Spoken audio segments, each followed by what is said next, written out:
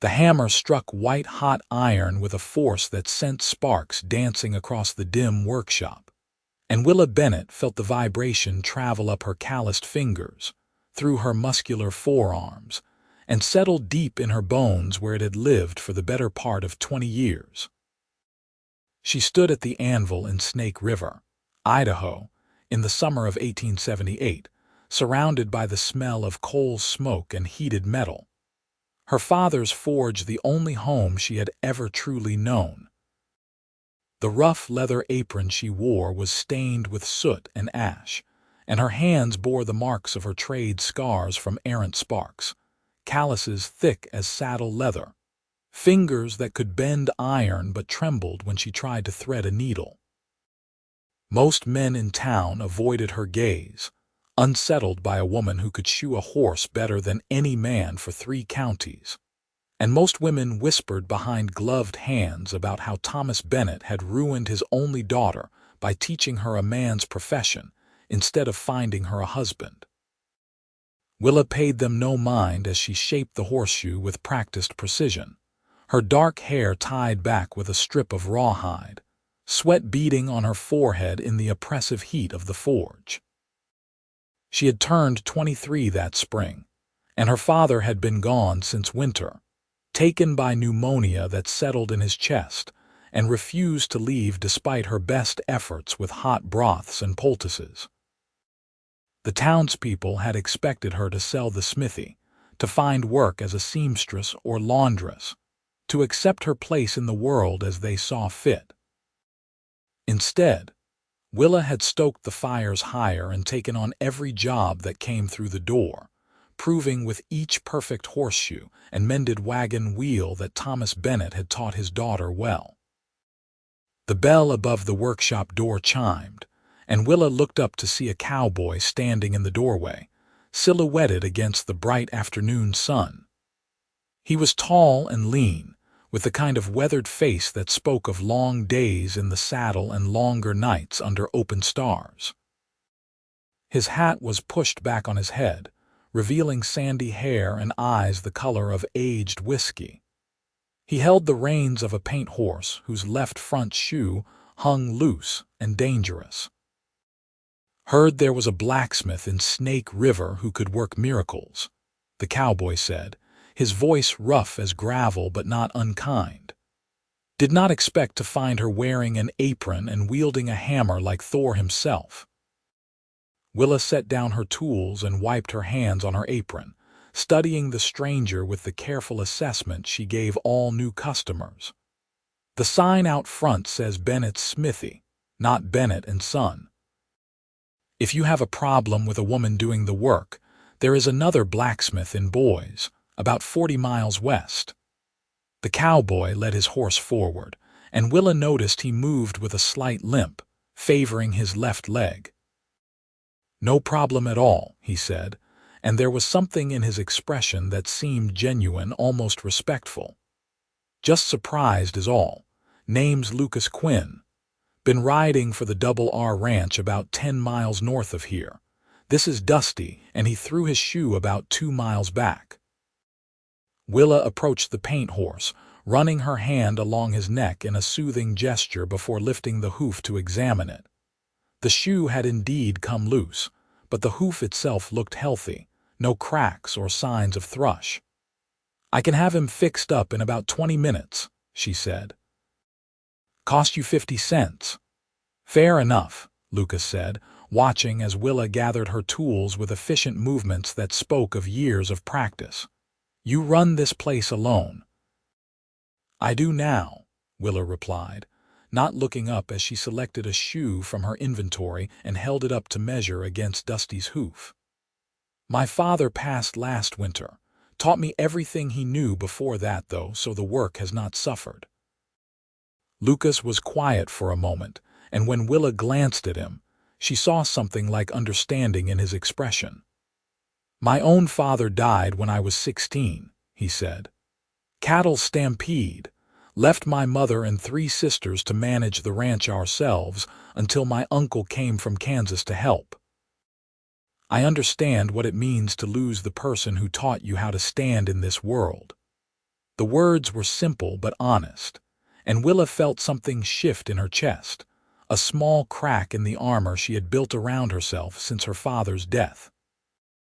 She nodded once, acknowledging the shared grief, then turned her attention to heating the horseshoe in the forge. Lucas watched in silence as she worked, and Willa found herself oddly aware of his presence, the way his eyes followed her movements with interest rather than judgment. She shaped the shoe with practiced strikes of her hammer, the metal bending to her will as it always did, obedient and predictable in ways that people never were. When the shoe was properly formed, she quenched it in the water barrel, steam hissing and rising in a cloud, then fitted it carefully to Dusty's hoof. The horse stood patient and calm, as if sensing that these hands, rough as they were, meant him no harm. "You have a way with horses," Lucas observed. "Dusty here usually makes a fuss when anyone messes with his feet, but he is standing for you like a perfect gentleman." "Horses know when you respect them," Willa said, driving the first nail through the shoe and into the hoof wall with precision.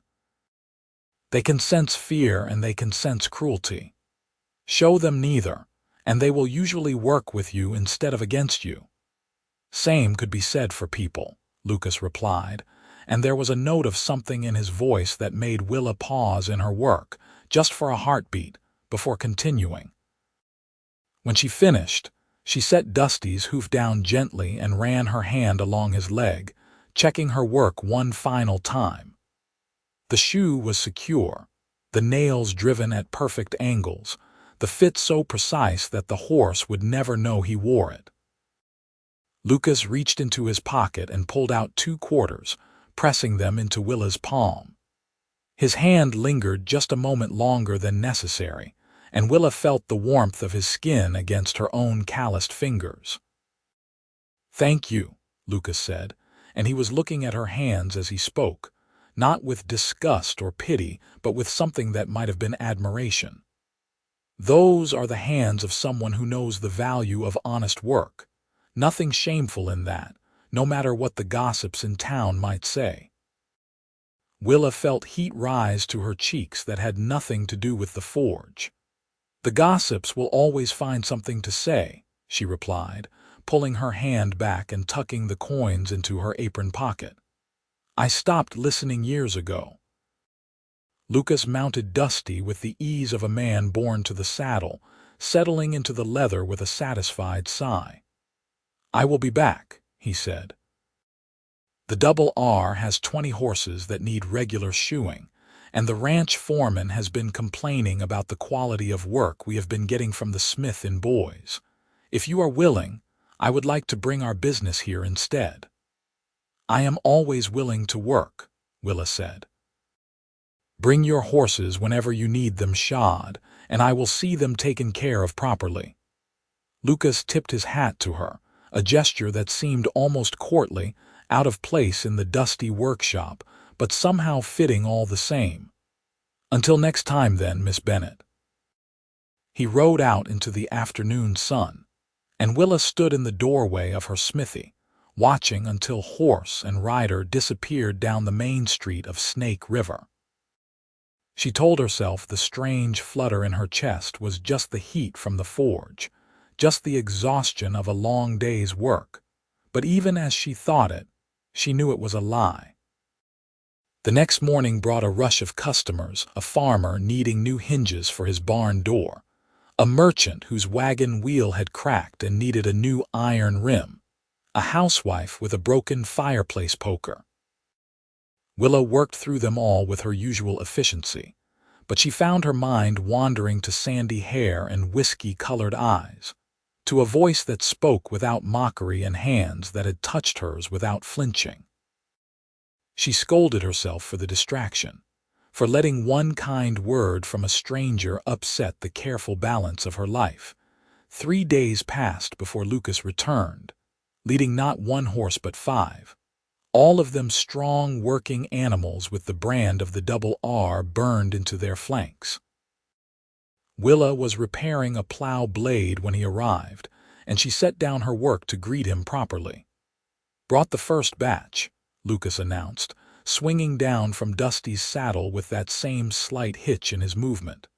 "Figured 5 at a time would be manageable. The foreman says if you do good work on these, the rest will follow." "They will all get my best attention," Willa promised, already moving to examine the first horse, a tall bay mare with intelligent eyes.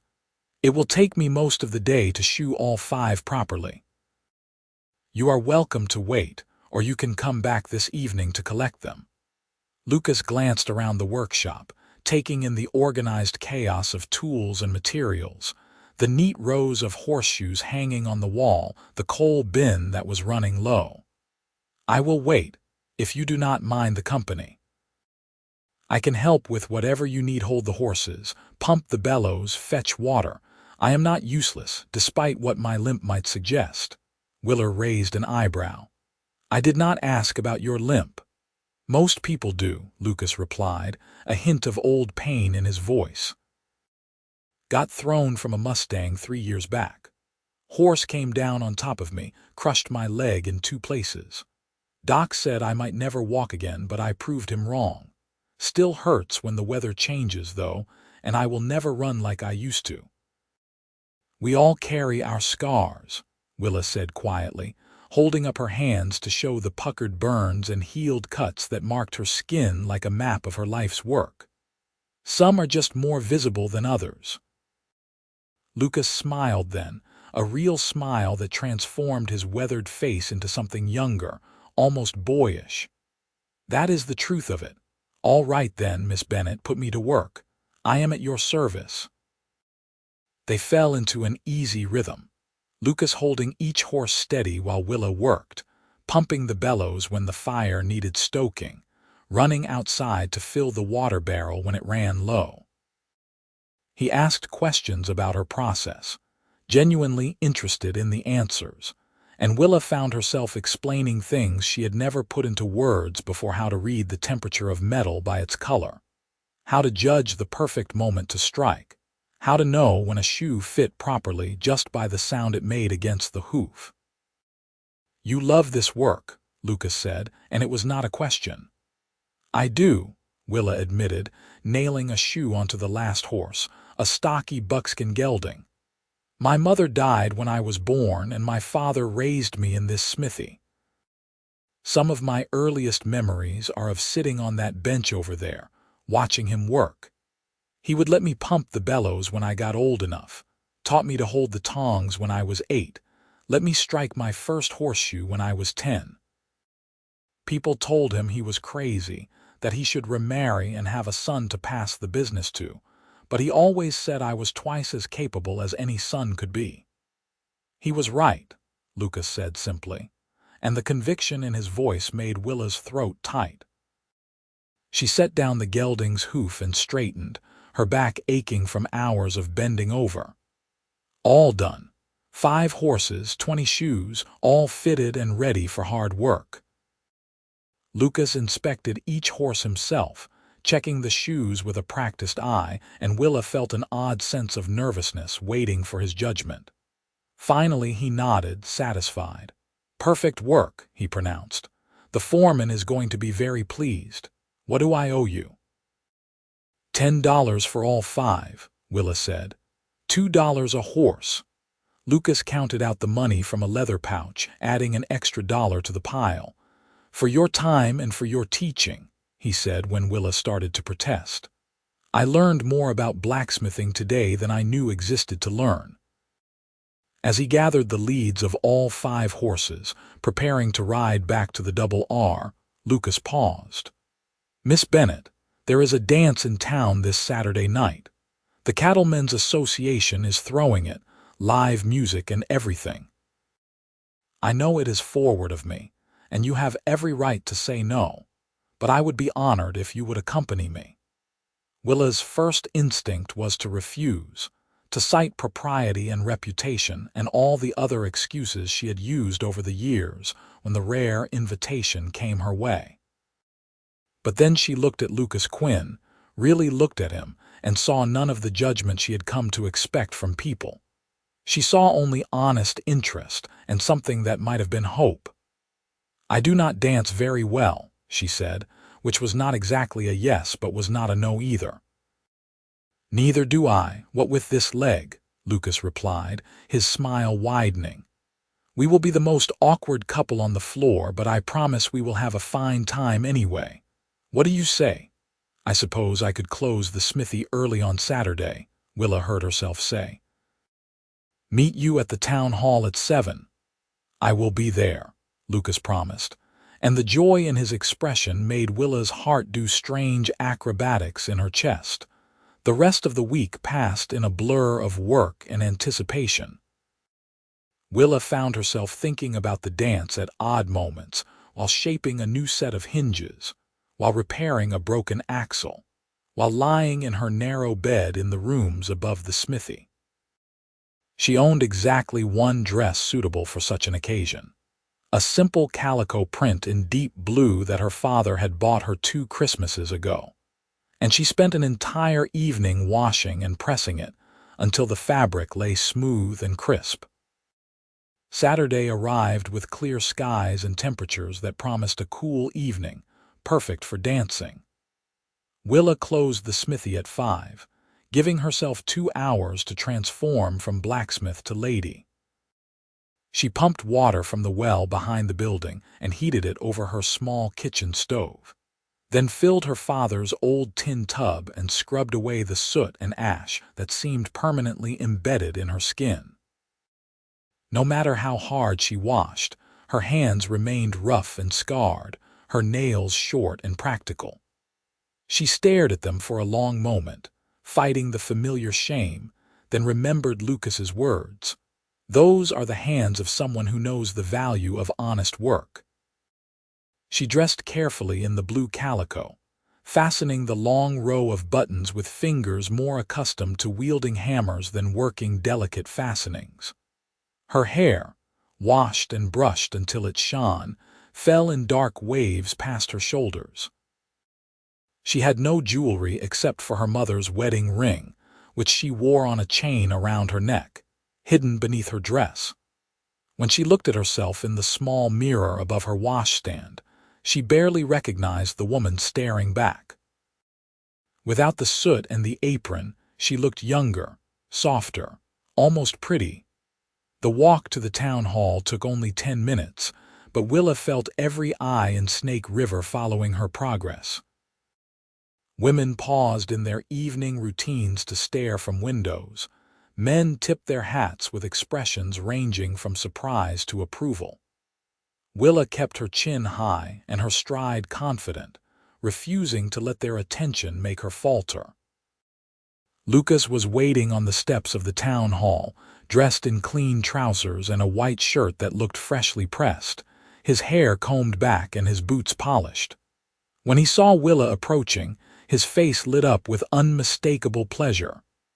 "Miss Bennett," he said, offering his arm. "You look absolutely beautiful."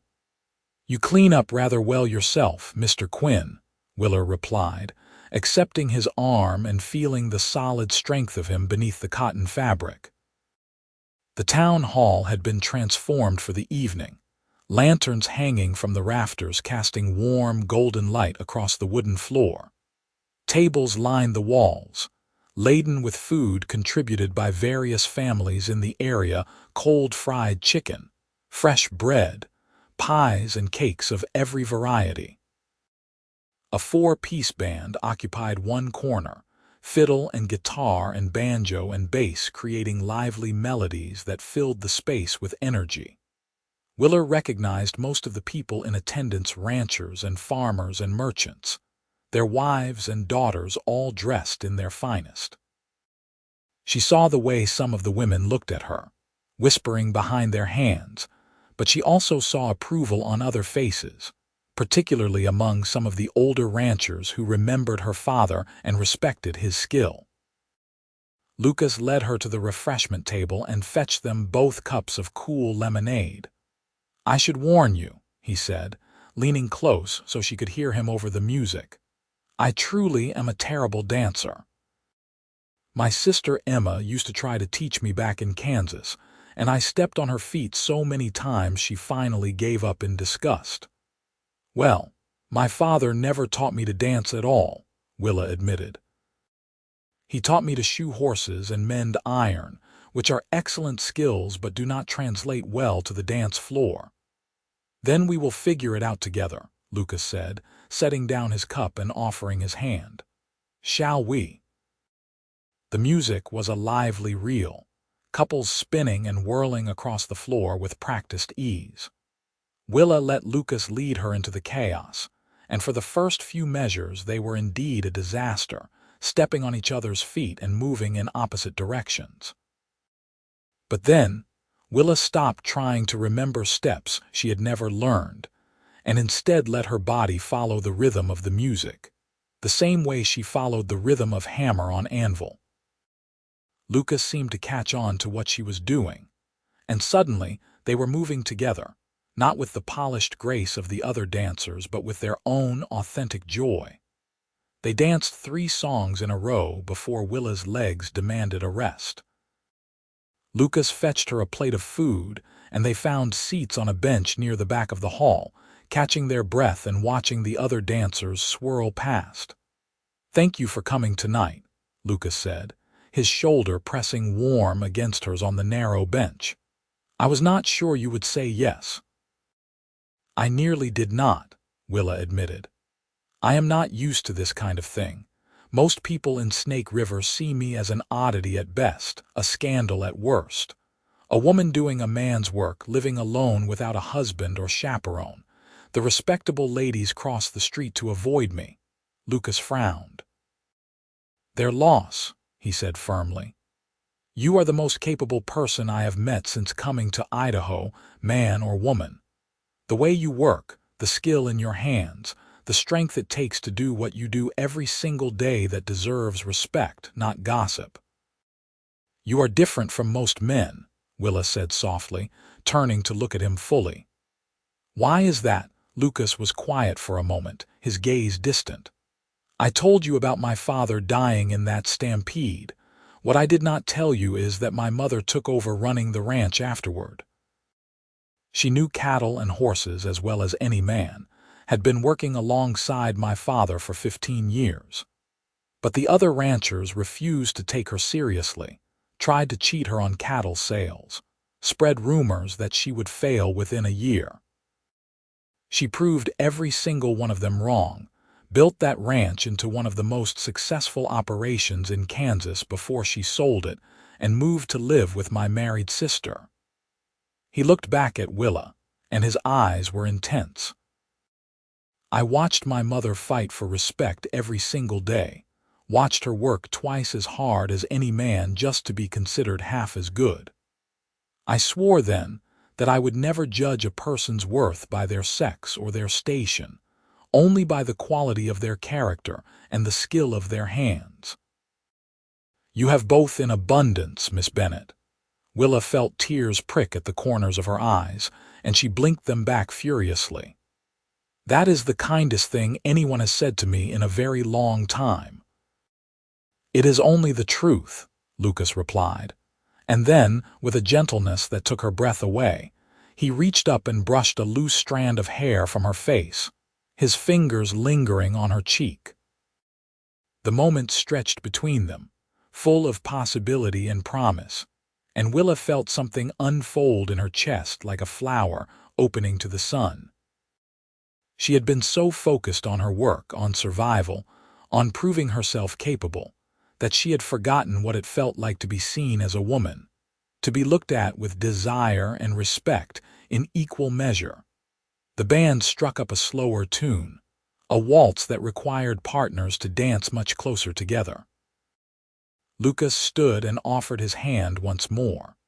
"One more dance before the evening ends."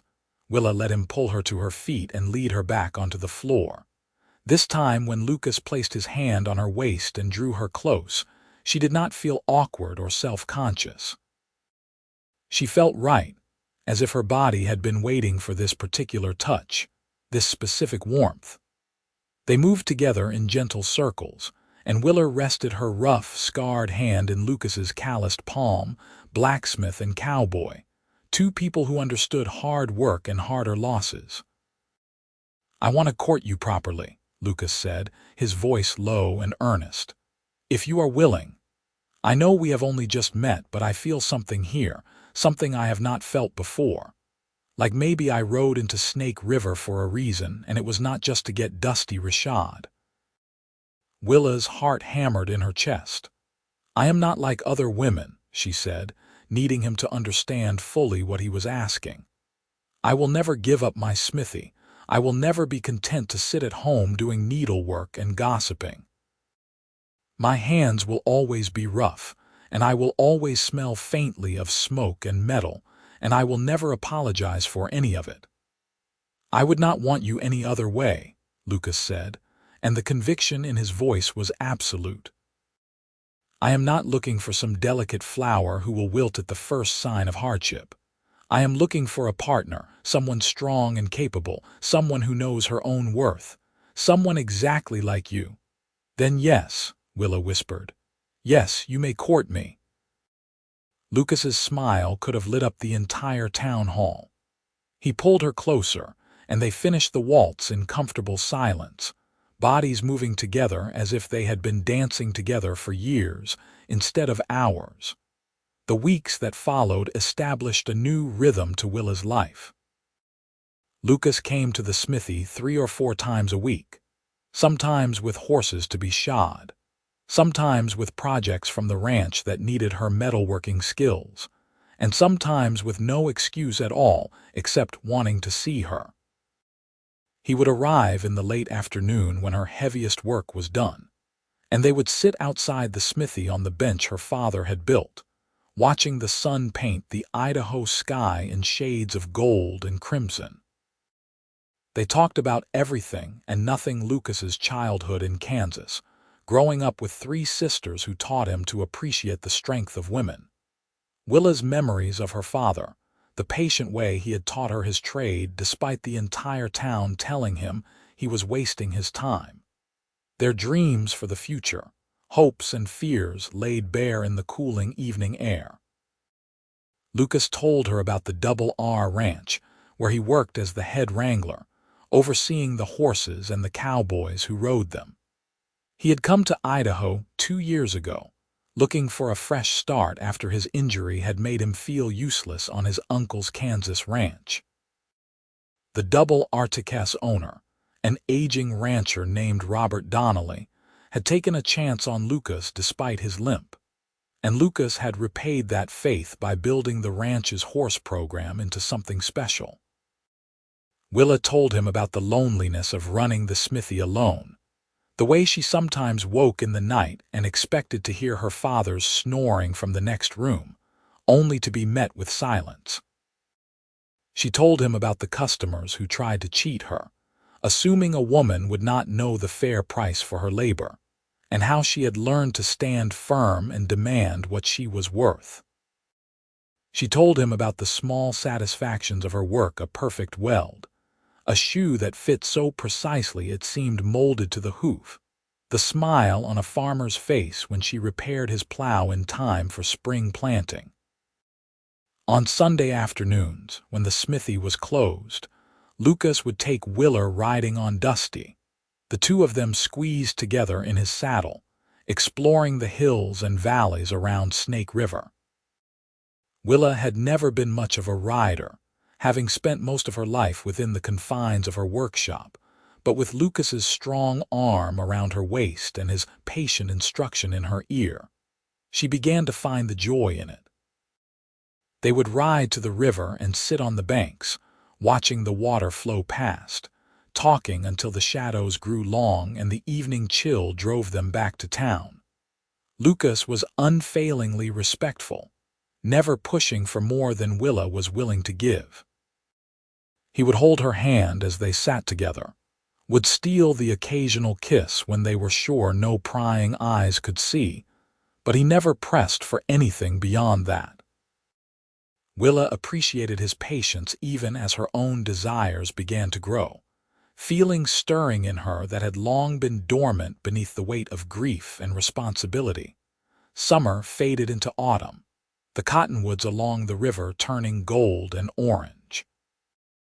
Willa's business thrived, bolstered by the regular work from the Double R and by the recommendations Lucas spread among the other ranches in the area. She hired a young apprentice, a 15-year-old boy named Timothy, whose father had died and whose mother was struggling to support 6 children.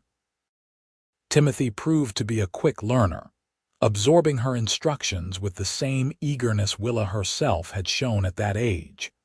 One October evening, as the first frost touched the morning grass, Lucas arrived at the smithy with a serious expression on his face. Willa was banking the forge fire for the night, preparing to close up, and she felt a flutter of concern at his demeanor. "What is wrong?" she asked immediately. "Has something happened at the ranch?" "Nothing is wrong," Lucas assured her quickly. "In fact, something might be very right, but I need to talk to you about it first." They sat on their usual bench, and Lucas took both of Willa's hands in his own, his thumbs tracing gentle circles over her scarred knuckles. "Robert Donnelly is retiring," he said. "His health is failing, and he has decided to sell the Double R. He has offered to sell it to me at a price I can manage if I take out a loan from the bank." Willa's eyes widened. "Lucas, that is wonderful." "Your own ranch, everything you have worked toward." "I have not said yes yet," Lucas interrupted gently. "Because before I make that decision, I need to know something. Willa Bennett, I love you. I have loved you since the day I walked into your smithy and saw you working at that anvil like an avenging angel made of fire and steel. I love your strength and your skill, your rough hands and your tender heart, the way you face the world with courage even when it judges you unfairly. I want to build a life with you, a real life as husband and wife, if you will have me." Willa's breath caught in her throat. She had known her feelings for Lucas had deepened into love, but she had not dared to hope he felt the same depth of emotion. "You want to marry me," she whispered. "More than I have ever wanted anything," Lucas confirmed. "But I need to know if you would be willing to leave Snake River to come with me to the Double R as my wife. I know your smithy is here, your father's legacy, and I would never ask you to abandon that. But I hoped maybe you could set up a new forge at the ranch, serve the surrounding area from there. Timothy seems capable of managing the Snake River location with your guidance." Willa's mind raced through the implications. Leaving the only home she had ever known, the smithy where her father had taught her everything. But also the possibility of a new life, a partnership with a man who saw her truly, who valued her for exactly who she was. The chance to build something together, to not face every day alone. "Yes," she said, and watched Lucas's face transform with joy. "Yes, I will marry you.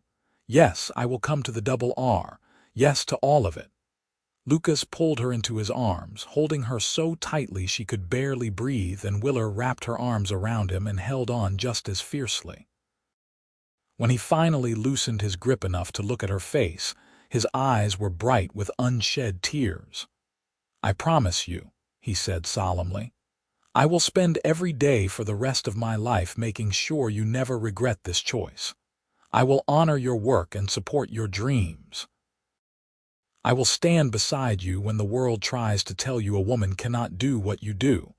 I will love you with everything I have. And I will love you the same," Willa promised, reaching up to cup his weathered face in her scarred hands. "I will be your partner in all things, work and life and whatever comes. We will build something good together, Lucas Quinn." He kissed her then, deep and thorough, a kiss that tasted of promise and possibility. When they finally broke apart, both breathing hard, Lucas rested his forehead against hers. "I do not have a ring yet," he admitted sheepishly. "I wanted to ask you first, before I spent money we might need for the ranch." "I do not need a ring," Willa said, but even as she spoke an idea was forming in her mind. "Or rather, I do not need you to buy one. I can make my own rings, our wedding bands, forged from iron, strong enough to last a lifetime, if you trust me to do it right." Lucas laughed, the sound full of delight. "Of course I trust you. I cannot think of anything more perfect than wedding bands you made with your own hands. That feels right, feels like us." They spent the next hour sitting together in the gathering darkness, making plans for their future. They would marry before winter set in, a simple ceremony with just a few close friends. Lucas would finalize the purchase of the Double R with money he had saved and a loan from the Snake River Bank. Willa would train Timothy to run the smithy independently, though she would still return regularly to check on the business and take on projects that required her particular expertise. At the ranch, she would build a new forge, smaller than her current operation but sufficient for her needs and for serving the surrounding ranches. The next few weeks passed in a whirlwind of activity. Willa worked late into the nights, completing all her outstanding projects and teaching Timothy everything she could about running the business. She made their wedding bands with meticulous care, forging them from her finest iron, shaping them with precision, polishing them until they gleamed like silver. Each ring bore the marks of her hammer, a subtle texture that spoke of their handmade origin, and on the inside of each band, she carefully etched their initials and the date of their upcoming wedding. Lucas was equally busy at the Double R, working with Robert Donnelly to learn every aspect of ranch management, meeting with the bank to secure his loan, planning the improvements he wanted to make once the property was his. But no matter how busy he made time to ride into Snake River every few days, to sit with Willa and hold her hand and remind her that she was not alone in this enormous change. The women of Snake River had mixed reactions to the news of Willa's engagement.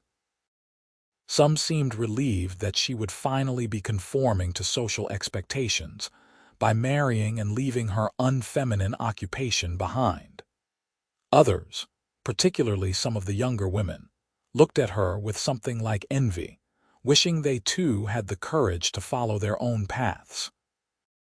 A few of the older ranch wives, women who had worked alongside their husbands in the early days of settling Idaho, nodded their approval and told Willa she was making a good choice in Lucas Quinn. On a crisp November morning, with frost sparkling on the ground and wood smoke curling from chimneys across Snake River, Willa Bennett and Lucas Quinn stood before the circuit preacher in the small wooden church and pledged their lives to each other. Willa wore her blue calico dress, freshly pressed, and carried a simple bouquet of autumn wildflowers that Lucas had picked that morning. Lucas wore his best suit, borrowed from Robert Donnelly and slightly too large in the shoulders, but his smile was radiant as he slipped the iron band Willa had forged onto her finger. The ceremony was witnessed by Timothy and his mother, by Robert Donnelly and 3 cowboys from the Double R, and by a handful of townspeople who had known Willa's father and wanted to see his daughter happy. When the preacher pronounced them husband and wife, Lucas kissed Willa with a tenderness that made her eyes sting with tears, and she kissed him back with all the love and hope in her heart. They held a small celebration at the town hall, nothing fancy but filled with good food and honest affection. Robert Donnelly gave a toast wishing them long life and happiness, and Timothy promised tearfully that he would take care of the smithy and make Willa proud. As the afternoon sun slanted through the windows, Lucas took Willa's hand and led her outside to where Dusty stood waiting, saddlebags packed with their belongings. "Ready to go home, Mrs. Quinn?" Lucas asked, and Willa loved the way that name sounded in his voice. "Ready," she confirmed, and let him help her up into the saddle before swinging up behind her, his arms coming around to hold her secure. They rode north out of Snake River, toward the Double R Ranch and the life they would build together. Willa looked back once at the town she was leaving, at the smithy where she had spent so much of her life, and felt a pang of bittersweet emotion. But then she felt Lucas's warmth at her back, his steady heartbeat against her shoulder blade, and she turned her face forward toward whatever came next. The Double R sprawled across 500 acres of good grazing land, with a main house built of sturdy logs, a large barn, and several outbuildings including a bunkhouse for the ranch hands. Lucas had already selected a spot near the barn for Willa's new forge, a level patch of ground with good drainage and close enough to the main house that she would not have far to walk on winter mornings. The ranch hands greeted their new boss and his wife with respectful courtesy, and Willa read curiosity in their faces, but also acceptance. These were working men who understood the value of skilled labor, and when Lucas told them his wife was a master blacksmith who would be handling all the ranch's ironwork, they nodded approval rather than skepticism. The main house was larger than anywhere Willa had ever lived, with a real kitchen and a bedroom with an actual bed, instead of the narrow cot she had used above the smithy. Lucas carried her over the threshold with a flourish that made her laugh, then set her down gently in the middle of the front room. "I know it needs a woman's touch," he said, looking around at the sparse furnishings and bare walls. "Robert took most of his personal things when he moved to town. But we can make it our own, fix it up however you want." Willa walked through the room slowly, taking in the solid construction, the river rock fireplace, the windows that let in streams of golden afternoon light. "It is perfect," she said honestly, "or it will be once we fill it with our lives." That first night as husband and wife, they lay together in the big bed, learning each other's bodies with gentle reverence. Lucas was patient and tender, understanding that while Willa was strong in so many ways, this kind of intimacy was new to her. He took his time, showing her pleasure she had never imagined, and Willa gave herself to him completely, trusting him with her vulnerability in a way she had never trusted anyone except her father. Afterward, they lay tangled together beneath the quilts, Willa's head resting on Lucas's chest, listening to his heartbeat slow and steady. "I love you," she whispered into the darkness. "I did not think I would ever find this, someone who sees me for who I truly am and loves me anyway." "Not anyway," Lucas corrected gently, his fingers combing through her long dark hair. "Because of who you are. Every part of you, Willa, your strength and your skill, your rough hands and your tender heart, all of it, always." Winter settled over Idaho with a vengeance, snow piling high and temperatures dropping below zero on the coldest nights. Lucas and Willa spent the dark months working together to make the ranch their own. Lucas managed the cattle and horses with help from the 4 ranch hands who had stayed on after the ownership change. Willa began construction of her new forge, working alongside Lucas to build the structure and install the equipment she had brought from Snake River. The work was hard and cold, but Willa had never been afraid of hard work. She built her forge with the same meticulous care she brought to all her projects, designing it to be efficient and functional. By the time the first signs of spring appeared, she had a fully operational smithy, smaller than her Snake River operation but perfectly suited to her needs. Word spread quickly among the surrounding ranches that the Double R had a blacksmith, and that she was female did not seem to matter as much out here, where people were more isolated and practical considerations outweighed social conventions. Ranchers began bringing their horses to be shod, their broken equipment to be repaired, and Willa handled each job with her usual skill and efficiency. Lucas often helped her, holding horses or pumping the bellows, and Willa loved working alongside her husband, the two of them moving together with an ease born of understanding and mutual respect. In March, Willa missed her monthly courses. She did not mention it to Lucas at first, not wanting to get his hopes up until she was certain, but when April came and went with no sign of her cycle, she could no longer deny what her body was telling her. She was carrying Lucas's child. She told him one evening as they sat together on the porch of their house, watching the sunset paint the mountains in shades of purple and gold. Lucas had been talking about his plans to expand the horse herd, and Willa waited until he paused for breath before speaking. "I am going to have a baby," she said simply, and watched his face cycle through shock, joy, and wonder in rapid succession. "A baby," he repeated as if testing the words. "Our baby. Willa, are you certain?" "As certain as I can be without a doctor's confirmation," Willa said. "But I know my own body, and all the signs are there. I would guess I am about 3 months along, which means the baby should come in late September or early October." Lucas pulled her into his arms, holding her as if she were made of spun glass instead of iron and fire. "This is the best news," he said, his voice thick with emotion. "You are going to be a mother and I am going to be a father, and we are going to have a family of our own. I can hardly believe it." "I am a little scared," Willa admitted, voicing the fear that had been growing alongside the joy. "My own mother died giving birth to me.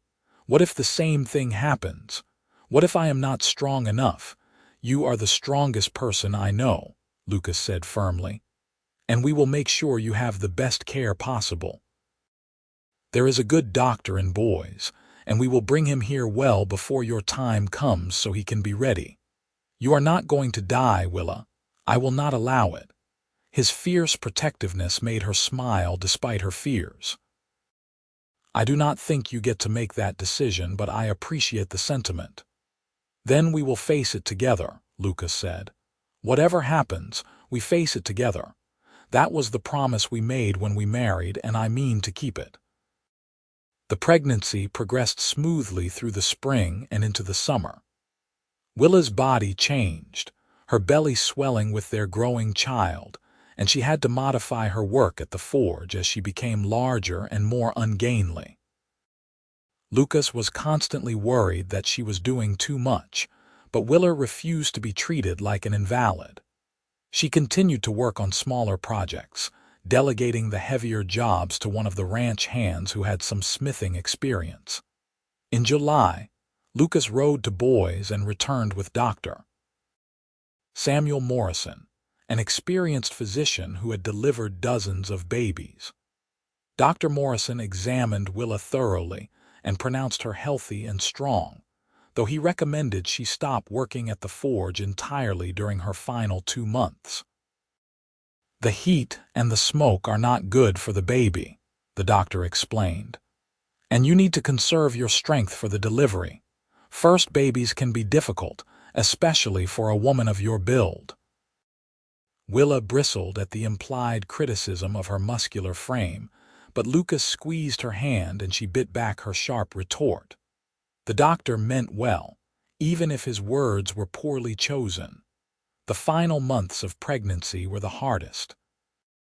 Willa was used to being active and useful, and being forced to sit idle while others did her work felt like torture. She occupied herself with preparing for the baby, sewing tiny clothes and blankets, helping Lucas convert one of the spare bedrooms into a nursery. But she missed the forge, missed the feeling of creating something with her own hands. Lucas was endlessly patient with her mood swings, holding her when she cried for no reason, laughing with her when joy bubbled up unexpectedly, listening to her fears and offering comfort even when there was nothing practical he could do. On a cool September evening, as the sun was setting in a blaze of crimson and orange, Willa felt the first contraction grip her belly. She was sitting in the rocking chair Lucas had built for her, knitting a tiny hat, and the sudden pain made her drop the needles with a clatter.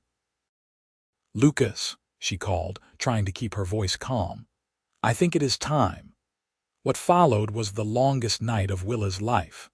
Dr. Morrison had taken up residence in one of the guest rooms 2 weeks earlier, and he was there within minutes, calm and professional.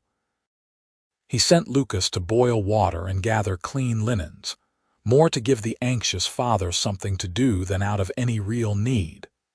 The contractions came harder and faster, each one a wave of pain that threatened to pull Willa under. She gritted her teeth and bore it, thinking of all the difficult things she had endured in her life, all the burns and cuts and aching muscles, and told herself this was just another kind of hard work. Her body knew what to do, had been preparing for this moment for 9 months. Lucas stayed by her side when the doctor allowed it, holding her hand and offering words of encouragement. Willa squeezed his fingers so hard during the worst contractions that she worried she might break them, but Lucas never complained, never pulled away. "You are doing so well," he kept saying. "You are so strong, Willa, so strong." As dawn broke over the Idaho mountains, painting the sky in shades of pink and gold, Willa gave one final desperate push and felt her child slip free into the world. For a terrifying moment there was silence, and then a lusty wail filled the room, the most beautiful sound Willa had ever heard. "A boy," Dr. Morrison announced, holding up the squirming, red-faced infant. "A big, healthy boy with a fine set of lungs." Lucas was laughing and crying at the same time, and Willa felt tears streaming down her own face as the doctor cleaned the baby and placed him in her arms. He was perfect, all 10 fingers and 10 toes, with a shock of dark hair and eyes that would probably turn the same whiskey color as his father's. "Hello, little one," Willa whispered, touching his tiny hand and marveling when his fingers curled around her own scarred finger. "Welcome to the world." "What should we name him?" Lucas asked, perched on the edge of the bed, unable to take his eyes off his son. "Thomas," Willa said without hesitation, naming the boy for her father. "Thomas Quinn." "Thomas," Lucas repeated, testing the name. "It is perfect. He is perfect. You are perfect." He kissed Willa's forehead, gentle and reverent. "Thank you for this, for him, for everything." The weeks after Thomas's birth passed in a blur of sleepless nights and constant feedings. Willa's body ached in new ways, recovering from the trauma of childbirth. But every time she looked at her son's face, she felt a fierce surge of love that made all the discomfort worthwhile. Lucas was a devoted father, walking the floors with Thomas when he cried at night, changing dirty diapers without complaint, singing off key lullabies that somehow soothed the baby when nothing else would. By the time winter arrived again, Willa was ready to return to her forge, at least on a limited basis. She would work while Thomas napped, or in the evenings when Lucas could watch the baby, taking on smaller projects that would not keep her away from her son for too long. It felt good to have a hammer in her hand again, to feel the heat of the forge and the satisfaction of shaping metal to her will. Life settled into a comfortable rhythm. The ranch prospered under Lucas's management, the horse herd growing and gaining a reputation for quality throughout Idaho.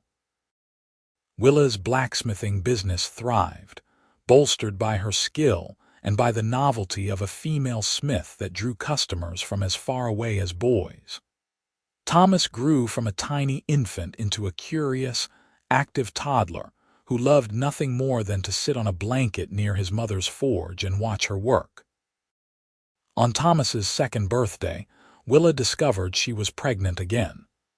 This time the pregnancy was easier, her body knowing what to expect, and in the spring of 1882 she delivered a daughter they named Emma, after Lucas's sister. Emma was the opposite of her brother in temperament, quiet and observant where Thomas was loud and exuberant. But she had the same whiskey-colored eyes, and the same tendency to curl her tiny fingers around whatever was within reach. The years passed in a steady progression of seasons and milestones. Thomas grew tall and strong, showing an early aptitude for working with horses that made Lucas beam with pride. Emma was quieter but no less capable, and by the age of 4 she was following her mother to the forge, watching with intense concentration as Willa shaped metal and answered her endless questions about how and why things worked the way they did. In 1884, Willa gave birth to another son whom they named James, and 2 years after that, another daughter arrived, Caroline, completing their family of 6. The main house that had seemed so large when Willa first arrived was now filled with the chaos and joy of 4 children. There were always boots scattered by the door, toys underfoot, the sound of laughter and occasional arguments echoing through the rooms. Willa taught all her children to respect hard work and honest labor, and Lucas taught them to ride almost before they could walk. Both Thomas and Emma showed interest in their mother's blacksmithing, and Willa taught them the same way her father had taught her, starting with simple tasks and gradually increasing the complexity as their skills grew. She never told Emma that smithing was not women's work, and Lucas never suggested that Thomas should focus on ranching instead. Their children would follow their own paths, pursue their own interests, and their parents would support whatever choices they made.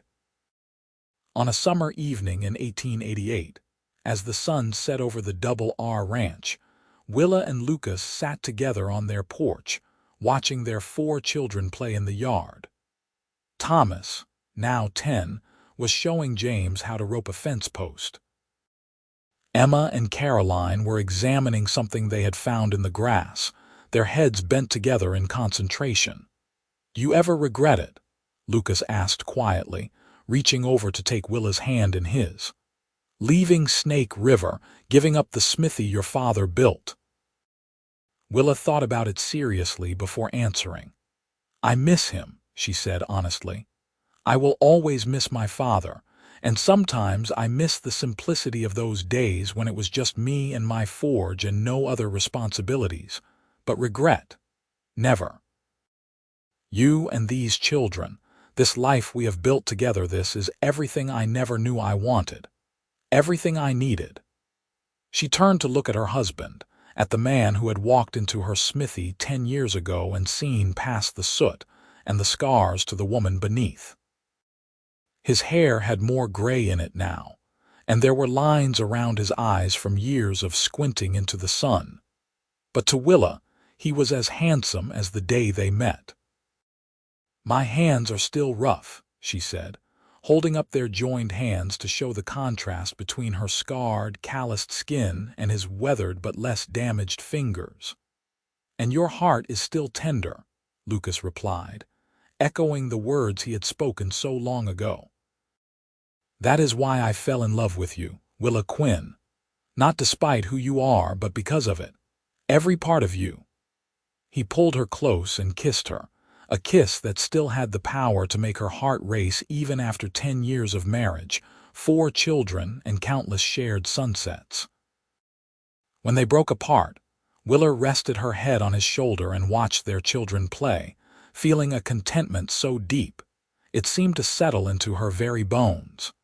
The years continued to unfold with their mixture of joy and challenge. The children grew and learned and changed, each developing their own distinct personalities and interests. Thomas became an excellent horseman and took over many of Lucas's responsibilities with the herd. Emma proved to have a natural talent for blacksmithing that matched her mother's, and by the time she was 15, she was taking on projects independently, her work as skilled and precise as Willa's own. James showed more interest in the business side of ranching, learning to manage accounts and negotiate cattle prices with a shrewdness that impressed even the toughest buyers.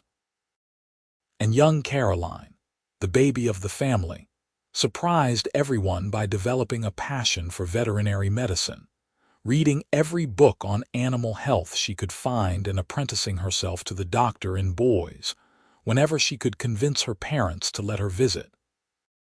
In 1892, Timothy rode out from Snake River with news that made Willa's heart swell with pride. He had managed the smithy successfully for over a decade, building it into one of the most respected operations in southern Idaho.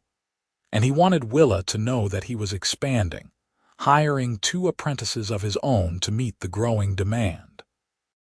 He credited her training and her example for his success, and Willa felt a sense of completion, knowing that her father's legacy continued to thrive even though she was no longer the one wielding the hammer there.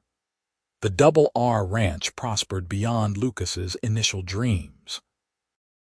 What had started as 500 acres grew to over 2,000, with cattle and horses that brought premium prices at market.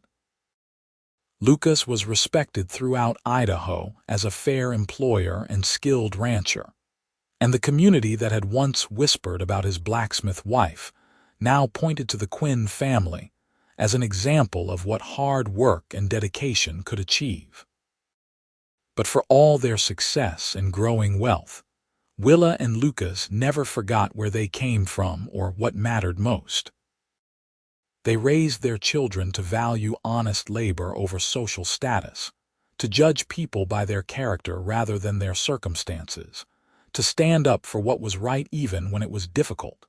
On their 20th wedding anniversary in 1899, Lucas surprised Willa by taking her back to Snake River.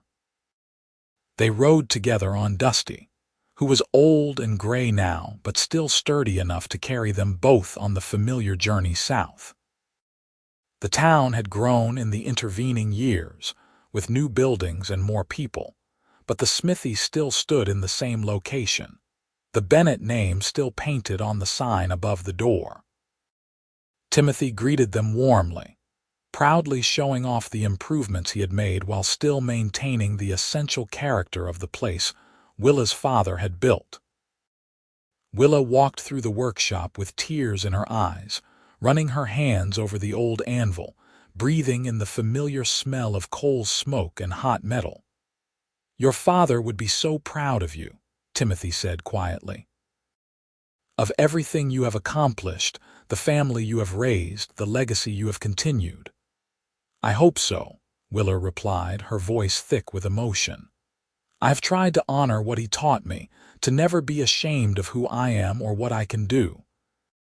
That night, Lucas took Willa to the old town hall where they had attended their first dance together all those years ago.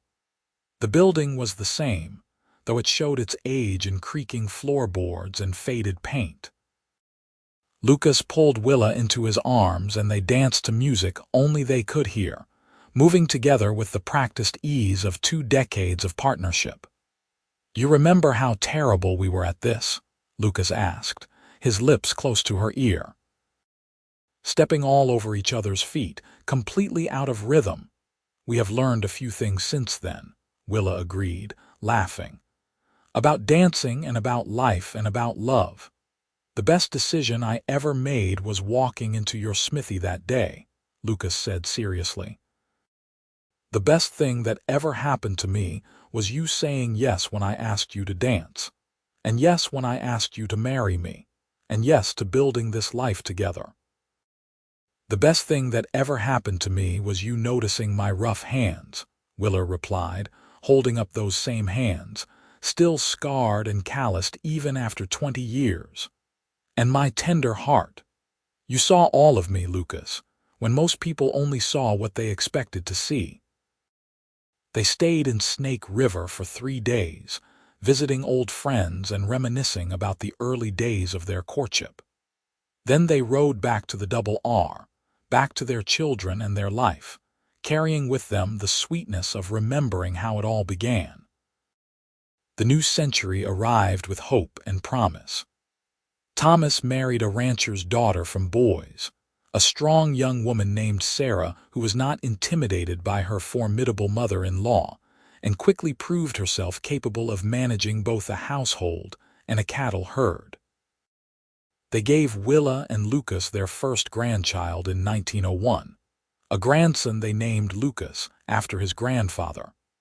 Emma chose a different path, announcing at age 21 that she had no interest in marriage and instead wanted to open her own smithy in Boise.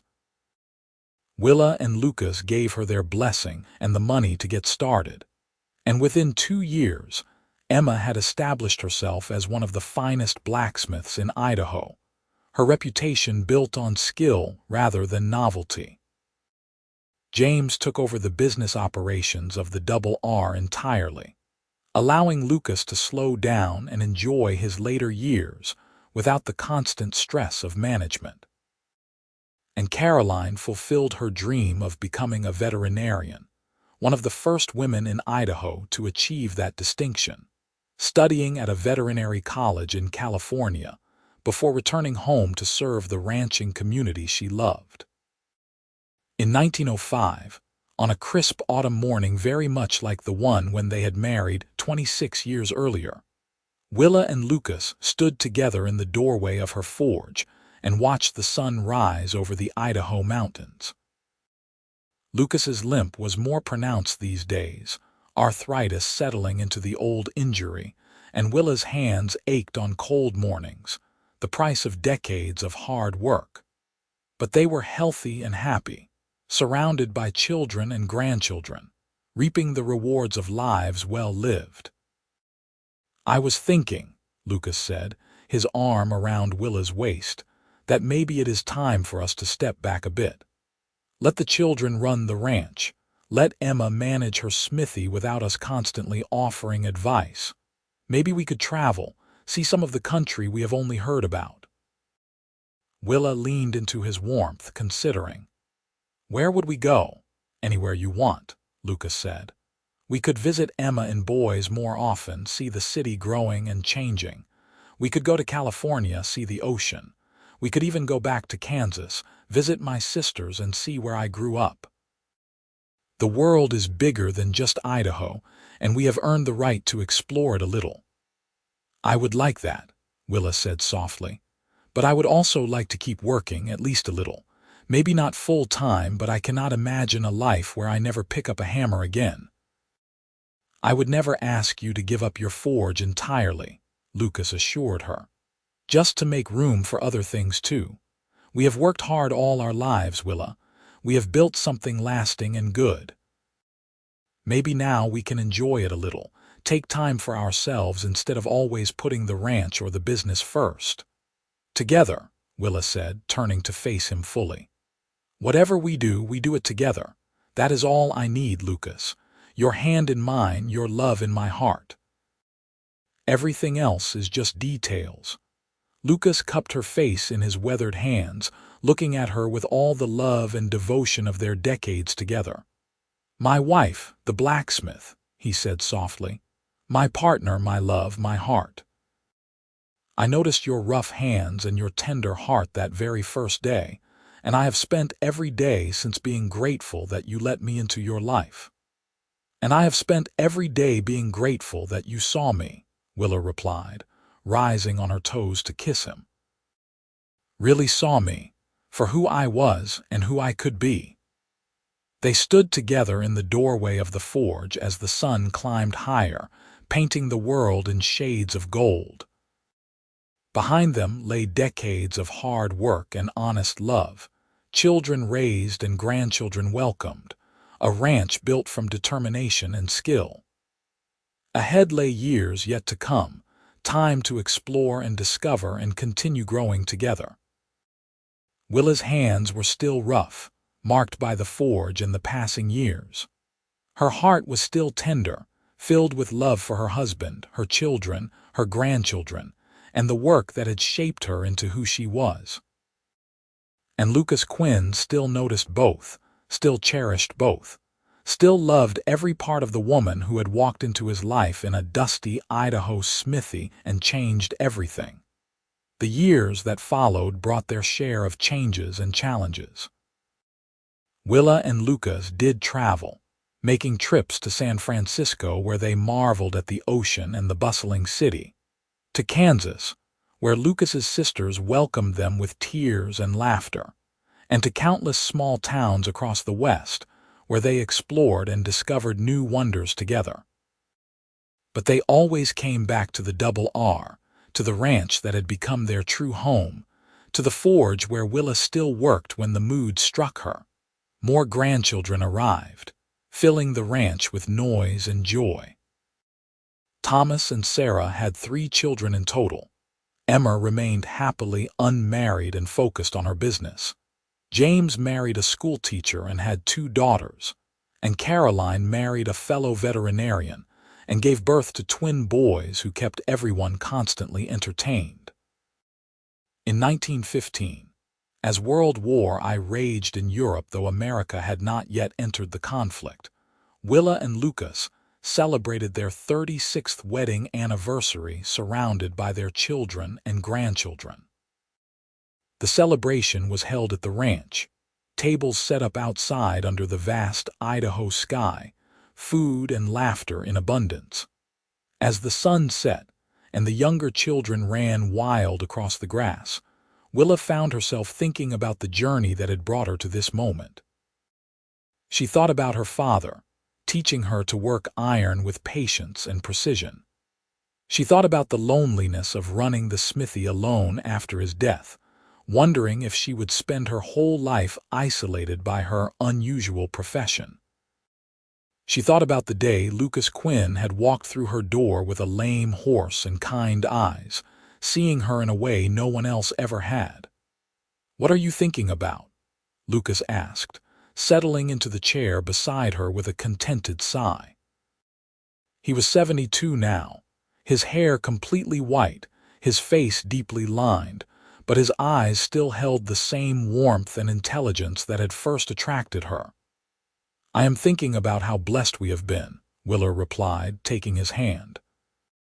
"How much love we have in our lives, how much we have built together."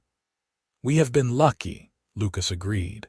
"But we have also worked hard for this, Willa. We made choices that were not always easy, faced challenges that could have broken us, but we did it together.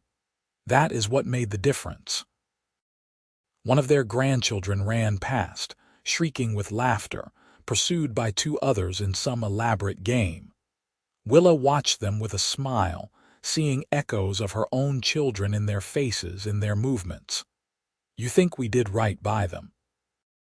she asked, the question that sometimes kept her awake at night. "Our children, raising them the way we did, teaching them that work and character matter more than social conventions." "Look at them," Lucas said, gesturing to where their 4 children stood together, talking and laughing. Thomas running the ranch successfully, Emma with her own thriving business, James managing accounts for half the ranchers in Idaho, Caroline saving lives both animal and human. "They are good people, Willa, strong and capable and kind. We did more than right by them. We gave them the tools to build their own meaningful lives." As darkness fell and lanterns were lit, casting warm, golden light across the gathering, someone produced a fiddle and began to play. Lucas stood and offered his hand to Willa with a courtly bow that made her laugh. "May I have this dance, Mrs. Quinn?" "Always, Mr. Quinn," Willa replied, letting him pull her to her feet. They moved together across the grass, their steps slower than they once were but no less certain. Around them, their children and grandchildren joined in, creating a scene of joy and celebration that seemed to embody everything they had built together.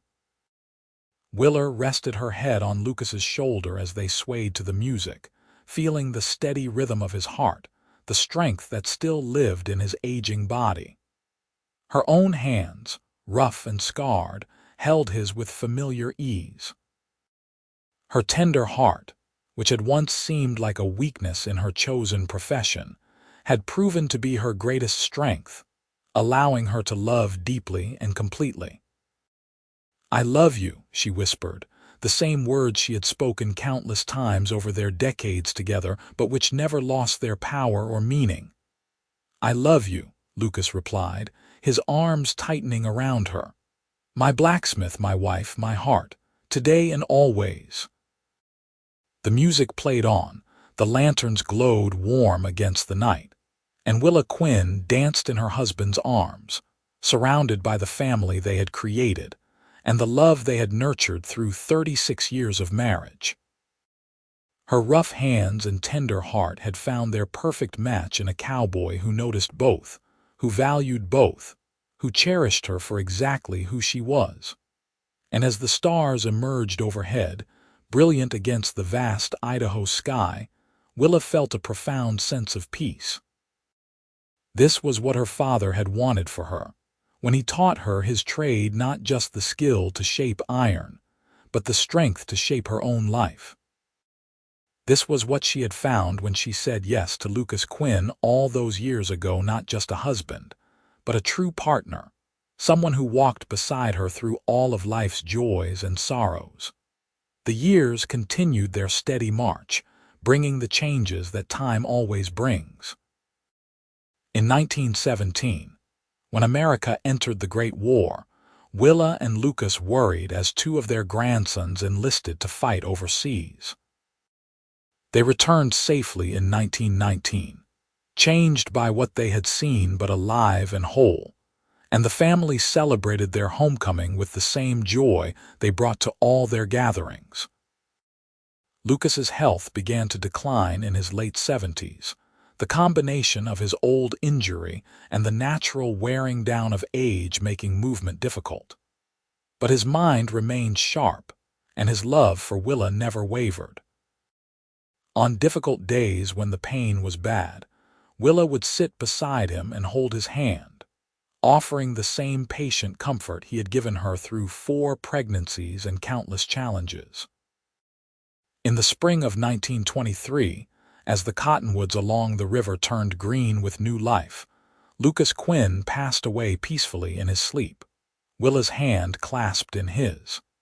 He was 80 years old and had lived a full, rich life surrounded by love and meaning. Willa mourned him deeply, feeling the loss of her partner, her love, her heart as a physical ache that never entirely faded. But she did not break. She was still the woman who had run a smithy alone after her father died, still the woman who had faced down social conventions and built a life on her own terms. Lucas had taught her many things, but perhaps the most important was that she was strong enough to face whatever came, even the deepest grief. She lived another 12 years after Lucas's passing, surrounded by her children and grandchildren and even a few great-grandchildren.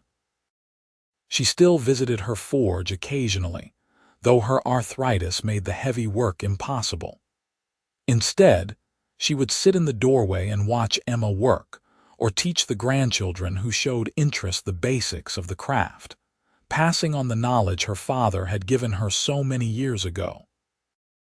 On a warm October afternoon in 1935, Willa Bennett Quinn passed away at the age of 80, surrounded by her family in the house she and Lucas had made their home. Her rough hands, which had shaped so much iron and held so much love, were finally still. Her tender heart, which had loved so deeply and so well, gave its last beat. They buried her beside Lucas on a hill overlooking the Double R Ranch, with a view of the mountains and the river and the land they had built their life upon. Emma's smithy and boys became a landmark, known throughout Idaho for the quality of its work and the fact that it had been established by a woman when such things were nearly unheard of. James's business acumen led to innovations in ranch management that were adopted across the West. And Caroline's work as a veterinarian saved countless animals and inspired other women to enter the profession. But perhaps their greatest legacy was not the ranch or the business or the professional achievements. Perhaps it was the love story itself, the cowboy who walked into a smithy and saw beyond the soot and scars to the woman beneath, the blacksmith who trusted her rough hands and tender heart to a man who valued both. A love built on respect and partnership, on seeing each other clearly and choosing each other completely, on building a life together that honored who they each were individually while creating something greater together. In years to come, When Quinn family members gathered for celebrations or faced difficult decisions, someone would inevitably tell the story of how it all began. They would speak of Willa at her forge, strong and capable and alone. They would speak of Lucas riding into Snake River with a lame horse and open eyes. They would speak of rough hands and tender hearts, of a dance in the town hall, of iron wedding bands forged with skill and love. And in the telling, the story became more than just history. It became a reminder of what love could be when it was built on truth and respect, when two people saw each other fully and loved what they saw. It became a template for how to build a life of meaning and purpose, how to honor both strength and tenderness, how to create something lasting from the raw materials of hope and hard work. The forge Emma had built in Boise eventually became a museum, preserved as an example of frontier industry and female entrepreneurship. Visitors would walk through the workshop, see the tools and the anvil, read the plaques explaining Willa Bennett Quinn's life and work. And some of them, particularly young women who felt constrained by society's expectations, would leave inspired, carrying with them the knowledge that it was possible to forge your own path, to be strong and tender both, to refuse to choose between different parts of yourself. The Double R Ranch stood for over a century, a working ranch that also served as a gathering place for the sprawling Quinn family. The house where Willa and Lucas had raised their children, where they had laughed and loved and built their life together, was carefully preserved even as other buildings were updated or replaced. And on clear autumn evenings, when the sun set over the Idaho mountains in shades of gold and crimson, family members would swear they could feel the presence of their ancestors, the love that had started everything, still lingering in the very air. This was the story of Willa Bennett and Lucas Quinn, of rough hands and tender hearts, of a cowboy who noticed both and a blacksmith who trusted him with everything. It was a story of the American West, of hard work and harder choices, of building something meaningful from nothing but determination and skill. But most of all, it was a love story, pure and simple, two people who found each other against the odds, who chose each other completely, who built a life and a legacy that endured long after they were gone. And if love could be measured not just in moments but in generations, not just in words but in the lives shaped by its example, then theirs was a love that truly lasted forever. In the ranch that still bore their mark, in the smithy that preserved their memory, in the children and grandchildren and great-grandchildren who carried their values and their strength forward into new times and new challenges, Willa and Lucas lived on. The rough hands that had shaped so much iron had also shaped a family, a legacy, a story worth telling and retelling. The tender heart that had loved so deeply had created ripples that spread far beyond one woman's life, touching and changing everyone who heard the tale. And the cowboy who had noticed both, who had valued both, who had loved both with everything he had given the world a gift by seeing Willa Bennett Quinn truly and loving her completely, in the end, that was what mattered most. Not the acres of ranch land or the success of the business, or even the number of descendants who carried their blood. What mattered was that two people had found each other in a dusty Idaho town in 1878, had recognized something essential in each other, and had chosen to build a life together based on mutual respect, honest work, and abiding love. That was the legacy of the blacksmith's daughter with rough hands and a tender heart, and the cowboy who noticed both. That was the story that deserved to be remembered, celebrated, and passed down through generations. That was the truth that lived on long after the people themselves had returned to the earth they had loved and worked and walked upon. And somewhere in the space between memory and hope, Between history and legend, Willa and Lucas danced on rough hands clasped together, tender hearts beating as one, love unending and true, forever and always together. The story of their life was complete, every thread woven tight, every promise kept, every hope fulfilled. It was a good story, a true story, a love story for the ages, and it was exactly how it was meant to be.